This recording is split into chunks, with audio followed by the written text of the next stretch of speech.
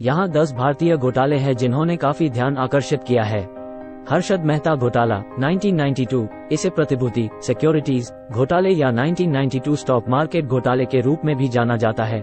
हर्षद मेहता ने अवैध तरीकों का उपयोग करके शेयर बाजार में हेरफेर किया, धन निकालने के लिए बैंकिंग प्रणाली में खामियों का फायदा उठाया।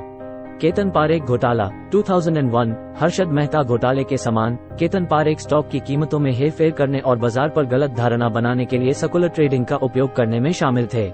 2G स्पेक्ट्रम घोटाला 2008, ये घोटाला गैर पारदर्शी और कथित रूप से भ्रष्ट तरीके से 2G सेकेंड जनरेशन दूरसंचार स्पेक्ट्रम लाइसेंस के आवंटन से संबंधित था, जिससे सरकार को भारी राजस्व हानि हुई।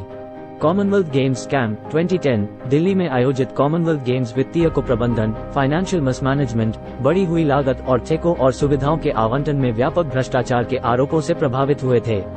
कोयला आवंटन घोटाला 2012, इसे कोलगेट घोटाले के रूप में भी जाना जाता है। इसमें प्रतिस्पर्धी बोली के बिना निजी कंपनियों को कोयला ब्लॉकों के आवंटन में अनियमितताएं शामिल थीं, जिससे सरकारी खजाने को संभावित नुकसान हुआ।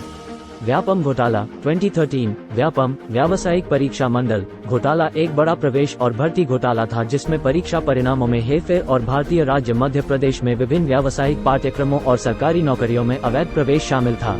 अगस्ता वेस्टलैंड घोटाला 2013, इस घोटाले में ब्रिटिश कंपनी अगस्ता वेस्टलैंड से भारतीय वायुसेना के लिए वीवीआईपी हेलीकॉप्टरों की खरीद में रिश्वतखोरी के आरोप शामिल थे। शारदा चिट फंड घोटाला 2013, पश्चिम बंगाल में एक बड़ा वित्तीय घोटाला। इसमें एक चिट फंड कंपनी शामिल थी जिसने उच्च रिटर्न का वादा करके निवेशकों से पैसा इकट्ठा किया, लेकिन बाद में चूक कर दी, जिससे निवेशकों को काफी नुकसान हुआ। पीएनबी नीरव मोदी घोटाला 2018, अरबपति जौहरी नीरव मोदी ने अपने सहयोगियों के साथ मिलकर पंजाब नेशनल बैंक पीएनबी से ऋण प्राप्त करने के लिए फर्जी लेटर ऑफ अंडरटेकिंग LOU का इस्तेमाल किया, जिससे बैंक को बड़े पैमाने पर वित्तीय नुकसान हुआ। यस बैंक घोटाला 2020, यस बैंक के संस्थापक और पूर्व CEO राणा कपूर पर रिश्वत के बदले कुछ कंपनियों को ऋण देने का आरोप लगाया गया था, जिससे वित्तीय अनियमितताएं हुई और बैंक में संकट पैदा हो गया। Like share subscribe.